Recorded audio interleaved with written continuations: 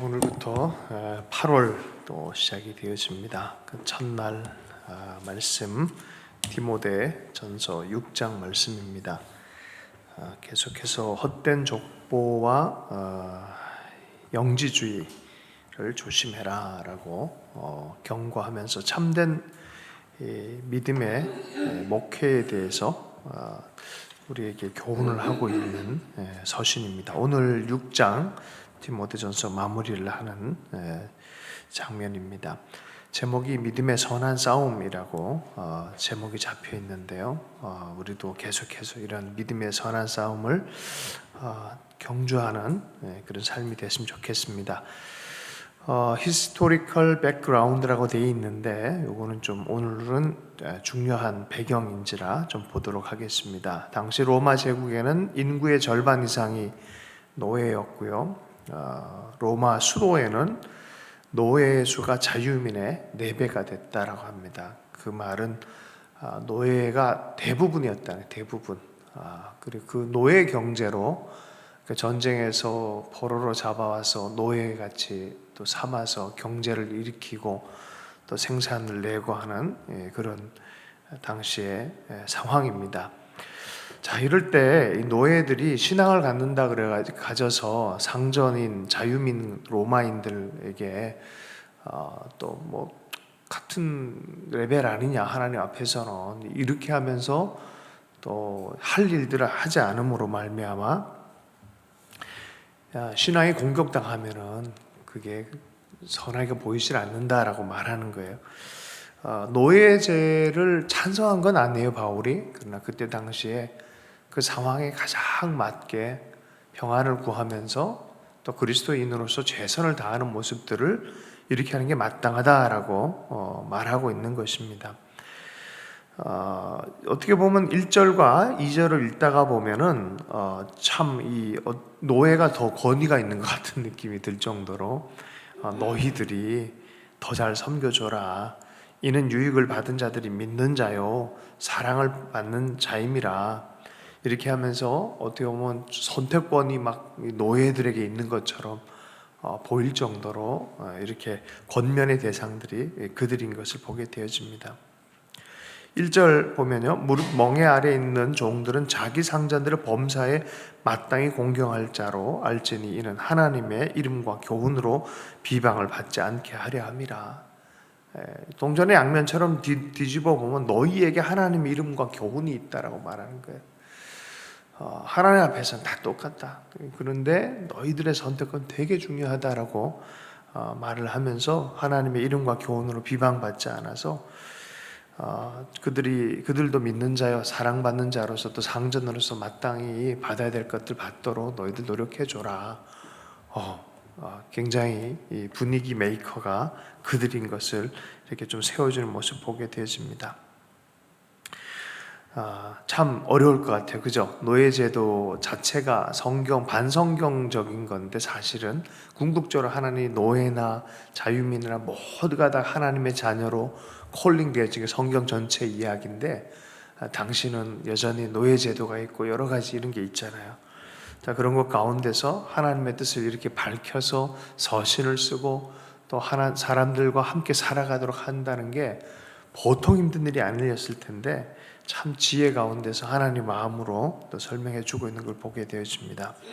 자, 그 다음에 3절의 말씀, 매우 중요한 말씀입니다. 누구든지 다른 교훈을 하며 바른 말 곧 우리 주 예수 그리스도의 말씀과 경건에 관한 교훈을 따르지 아니하면 그는 교만하여 아무것도 알지 못하고 변론과 언쟁을 좋아하는 자니. 족보 얘기하고 뭐 구약에 이게 이런 족보가 이렇게 연결됐고 그러니까 이 사람은 이렇고 저렇고 그런 얘기도 많이 할 뿐만 아니라 영적인 얘기도 많이 하는 것 같은데 저번에 얘기했듯이 영지주의적인 그런 뭐 삶의 일상과 뿌리 내려지지 않는 이상한 영적인 얘기를 하면서 삶의 일상을 다 왜곡시켜버리는 그런 지혜에 대한 쓸데없는 변론과 언쟁, 아무 쓸데기 없다라고 말하는 거예요. 그건 교만하여서 아무것도 알지 못하는 거다라고 말을 합니다. 그럼 어떻게 해요? 라고 물을 때 이렇게 얘기를 해요. 그리스도의 말씀과 경건에 관한 교훈, 그리스도의 말씀과 경건에 관한 교훈, 그것을 따라가야 된다는 거예요. 여러분, 그리스도의 말씀과 경건에 관한 대표적인 교훈이 무엇입니까? 성경 구약과 신약 전체를 관통하는 게 있어요. 기도에 관해서는 주님이 주기도문을 가르치셨고요. 교훈에 관해서는 산상수훈을 가르치셨어요. 산상수훈을 다 읽어보면은 그리스도 예수의 교훈, 말씀이 무엇인지 정확하게 드러내주고 있어요. 그래서 영성 훈련을 할 때는 이 산상수훈이 가장 중심에 있어요. 내 삶에 처음에 뭡니까? 마음이 가난한 자는 복이 있나니. 내 마음이 정말 주님을 향해서 갈망하고 있나? 거기로부터 시작합니다. 그리고 하나님의 마음을 쫓아서 살고 있는지, 그것이 너무 중요한 주제입니다. 만약에 그렇지 않다 그러면 투기, 분쟁, 비방, 악한 생각, 마음이 부패해요. 5절, 마음이 부패하여 진리를 잃어버려 경건을 이익의 방도로 생각하는 자들의 다툼이 일어난다. 그 마음 자체가 주 예수 그리스도의 말씀과 교훈에 창념해서 마음에 뿔을 내리지 않으면, 경건이라고 말하지만 경건이 아니라 결국은 자기 마음의 이익과 결국 다툼으로 가는 그런 거밖에 안 된다는 거예요. 또 쉽게 얘기하면은 존재냐, 자기 이익 재료냐, 이거예요. 좀 그래서 뒤에 부분은 부활을 여는 자라는 주제가 나오는 거예요. 경건의 삶을 살 거냐, 아니면 내 소유적인 삶을 살 거냐라는 이 두 큰 기둥 안에서 바른 걸 선택해라, 존재를 선택해라 라고 말합니다. 제가 신학교 다닐 때 젊은 신학자들이 이렇게 바로 몇 살 위에 형님들이 학위를 받아갖고 와서 노학자들이랑 이 토론을 벌인 적이 있었어요. 근데 젊은 학자들은 자기가 얼마만큼 아는지를 막 드러내려고 막 이론적으로 막 뭐 굉장한 얘기를 막 하고 뱉어내는데, 그 속에 참 민망한 게 많았어요. 배려도 없고, 뭐 학문의 세계는 그렇다라고 막 하면서 막 하는데 그렇지만은 아닌데라는 생각이 들 정도로 뭐 굉장히 교만하고 비열하고 논쟁적이고 막 이런 게 섞여져 있었어요. 그래서 매 순간마다 우리가 마음을 지키고 마음의 태도와 중심이 얼마나 중요한지 우리가 살펴볼 필요가 있다고 생각되어집니다. 6절의 말씀에 그러나 자족하는 마음이 있으면 경건은 큰 유익이 있다. 자꾸 뭔가 부족해서 뭔가 더 채우려고 그러고 뭔가 더 이렇게 하려고 그러고 자기 만족적으로 가려고 하는 그 마음보다는 경건인 예수 그리스도가 마음에 가득 차는 그것의 예비적 조건 중에 하나가 자족하는 마음이라는 거예요. 모든 걸 만족하는 그 마음 안에 이것이 정말 큰 유익이 된다라고 말합니다. 그러면 7절 말씀에 보면 우리가 세상에 아무것도 가지고 온 것이 없으며 또한 아무것도 가지고 가지 못하리라. 이게 한자 수거로 어떤 게 있죠? 공술의 공수거라는 그런 단어가 있어요. 우리 적신으로 왔으니, 붉은 몸으로 왔으니 우리도 그렇게 또 간다라는 그런 성경적인 의견도 있죠. 맞아요. 자꾸 뭔가 쥐려고, 자족하지 못하고 더 쥐려고 하는 그런 것들이 도리어 우리 경건에 방해가 된다. 그러면 어떻게 살면 좋겠습니까? 8절, 우리가 먹을 것과 입을 것이 있은즉 족한 줄로 알 것이라. 우린 그러면은 뭐 탁발승처럼 오늘 먹고 입을 것만 있으면 족한 줄로 알 것이다, 이렇게 살아갈 수 있죠. 그런 사람 누구예요? 프란치스코처럼 살아갈 수 있습니다. 자, 9절부터 10절까지가 약간 논쟁이 된, 우리 시대로 보면 도무지 받기 어려운 논쟁이 되는 말씀이에요. 9절과 10절 말씀을 한번 읽어보겠습니다. 함께 읽겠습니다. 시작. 부하려 하는 자들은 시험과 올무와 여러 가지 어리석고 해로운 욕심에 떨어지나니 곧 사람으로 파멸과 멸망에 빠지게 하는 것이라. 돈을 사랑하는이 일만하게 뿌리가 되나니 이것을 탐내는 자들은 미혹을 받아 믿음에서 떠나 많은 근심으로서 자기를 찔렀도다. 신자유주의, 자본주의 체제에 있는 사람들은 다 부하려는 사람들이에요. 이 시대에 사는 사람은 다 자기를 찌르는 사람들이에요. 소유하려고 하고 돈을 벌려고 하고 돈을 어떻게 하면 좀 더 벌어볼까 하다가 다 다 망하는 사람들이에요. 부하려고 하는 사람은 시험과 올무와 어리석고 해로운 욕심에 떨어지고 파멸과 멸망으로 끝나버린다는 거예요. 그리고 믿음에서 결국은 떠나버려서 많은 근심으로 자기를 찔렀도다.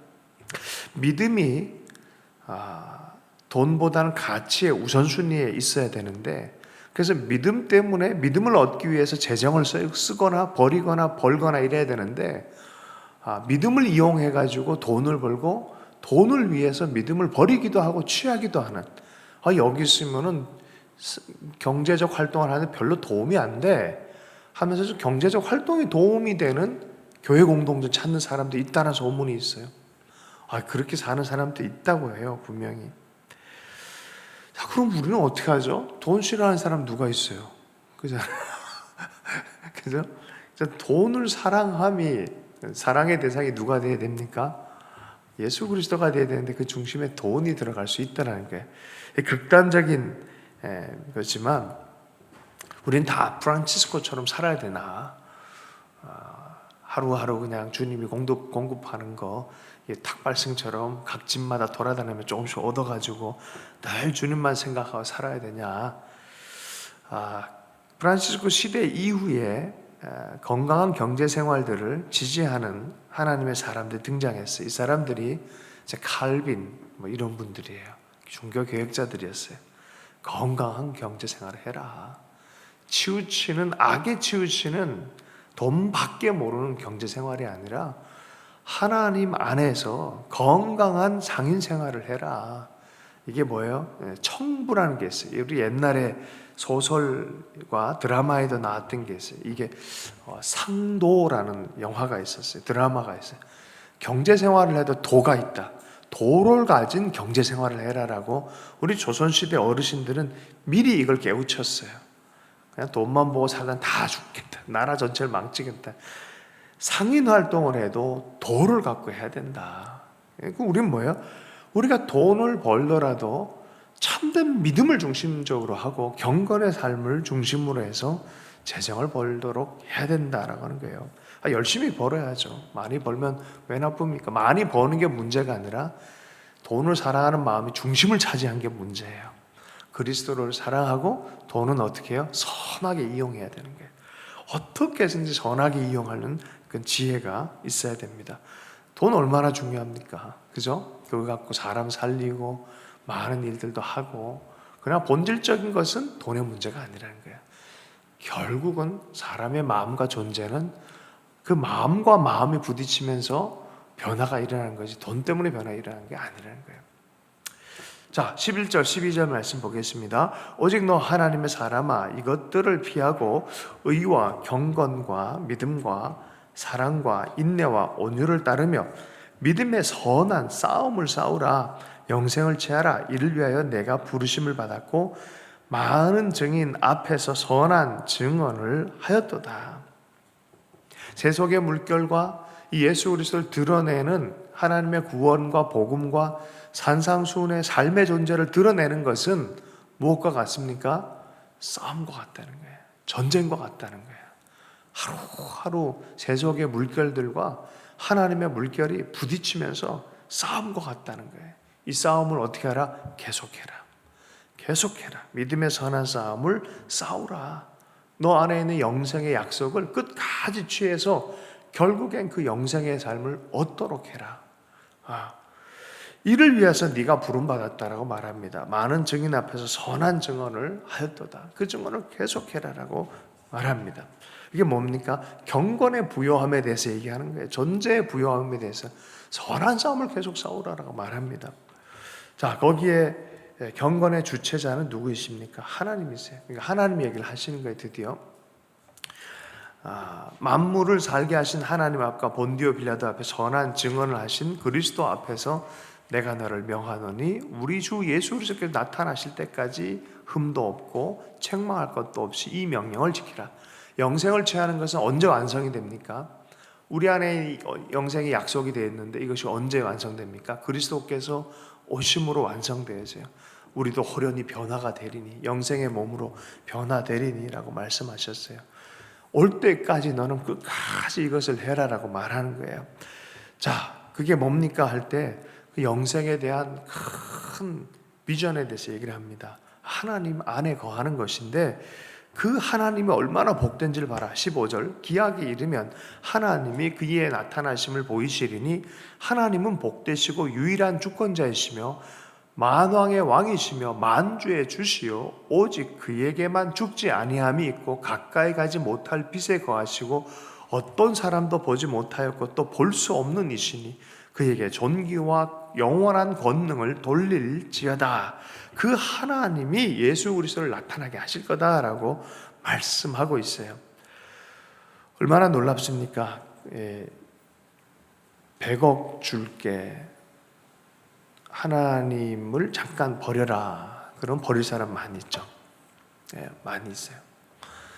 100억 대신 너는 가난하게 살고 하나님으로 살아라 라고 말한다면 그거 좋아할 사람 별로 없어요. 왠지 아세요? 이 영광을 맛보지 못해서 그래요. 영광을 맛본 사람은 곧바로 그런 실천합니다. 성남에서 그 목사님 총신대 교목하셨던 분이 계십니다. 이분이 이제 마비가 되셨어요. 몸 전체가. 총신대 교목도 하고 성남에 한 학교를 세웠어요. 학교를 세운 이유가 뭐냐면 이분이 그냥 돌아가실 정도가 돼서 천국을 경험하고 지옥을 경험하고 오시자마자 가지고 있던 모든 재산을 다 기부해버린 거예요. 천국 가보니까 개념이 다른 거예요.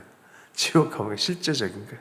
그래서 그분이 한동안 아픈 몸을 이끌면서 전국으로 간증을 돌아다니신 분이 계십니다. 왜요? 이분 입장에서 이 하나님에 대해서 아니까, 그 영광 가운데 들어간 게 뭔지 아니까.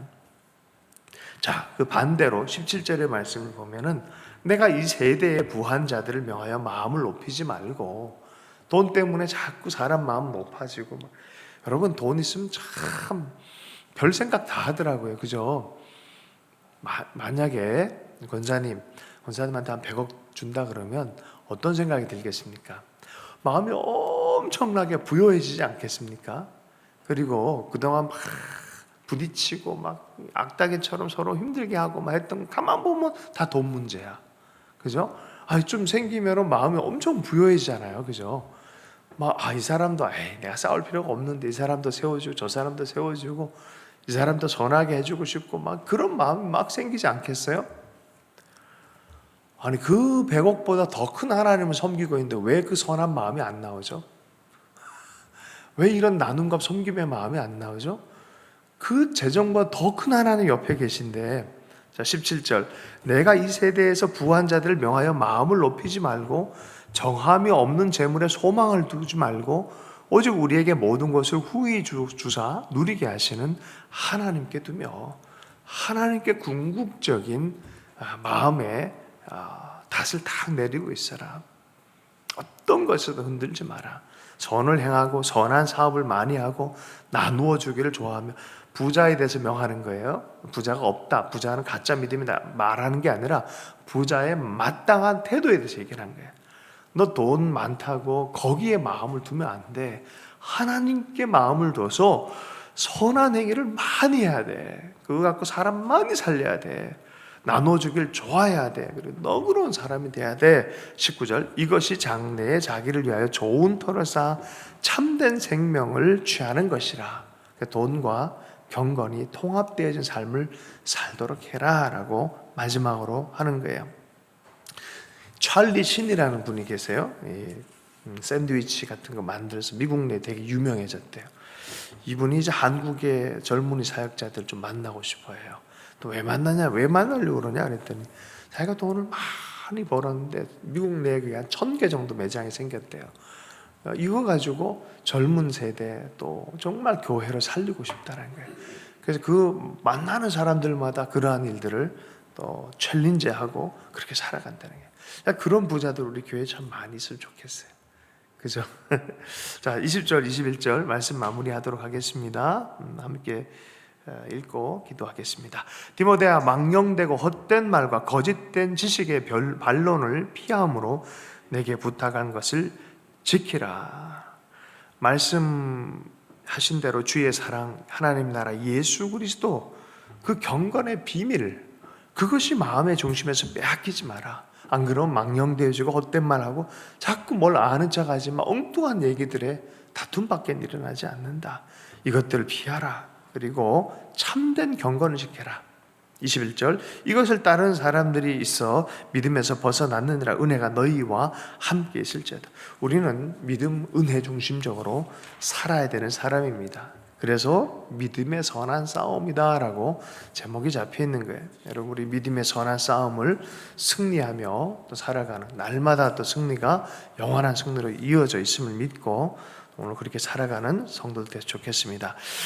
말씀 붙잡고 기도하고요. 내일 또 예배 가운데 성찬식이 있습니다. 또 우리 하나님의 특별한 영적인 승리와 기쁨과 은혜가 넘쳐나는 또 주말 될 수 있도록, 주일 될 수 있도록 함께 기도하도록 하겠습니다. 기도하겠습니다. 하나님 아버지 주신 말씀대로